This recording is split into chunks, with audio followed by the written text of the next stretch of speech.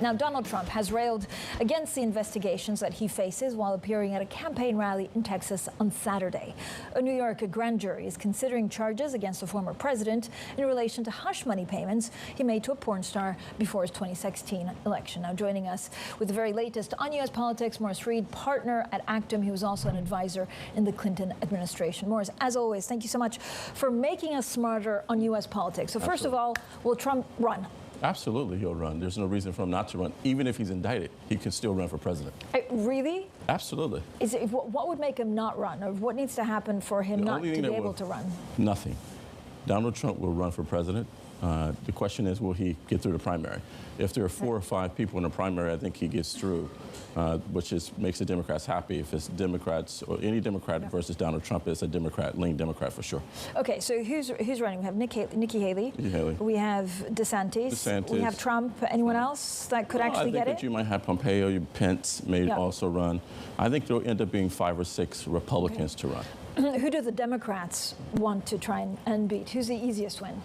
The easiest for a Democrat is Trump. I think that anyone running against Trump is lean Democrat. Anyone non-Trump running against the Democrats is probably a toss-up at this point. Who's going to be the Democratic candidate? Right now it's going to be Joe Biden, but you never know. I also like the governor of California's odds. I like the governor of North Carolina, for example. People don't talk about him enough. I like him a lot.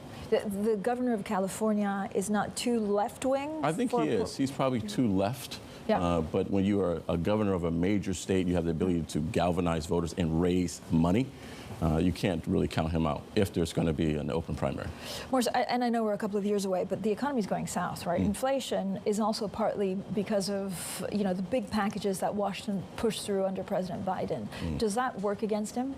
It works for him in some cases, works against him in others. For example, I don't believe that we have a banking crisis in America. I think we have a regional banking crisis. There's an international banking crisis, but the Wall Street banks seem to be solid. I think that the president wants to make sure that there's not a lot of unemployment right now. So the stimulus package, he needs to get the money to the street. The only way to really push back on this is that when people are shovel ready and people can get to work. So he needs to make sure people are working, because as inflation goes, there will be a lot more layoffs. But a banking crisis, even if it's contained, plays into the Republicans' hands, even if it doesn't impact the big ones. Not necessarily, because if you look at what the Democrats are saying, they're saying they want more capital requirements. Republicans saying they want less capital. So if you're a Democrat, you can really play this. You're saying we want safety and soundness, where the Republicans want to be laissez-faire and give the bankers whatever they want. So it's how you play it ultimately. But inflation, inflation's a headache, right? Inflation's a headache for everyone. Any president going into a cycle, especially when you have a Fed that probably has to crush the economy to get inflation under control. Yeah, it's interesting that, this is where you really see separation of powers in America, where the Fed will have to do what the Fed has to do. But the president certainly doesn't want to see a lot of unemployment going into a re-election campaign. So it'll be interesting ultimately to see what happens. I tell you one thing that's really interesting.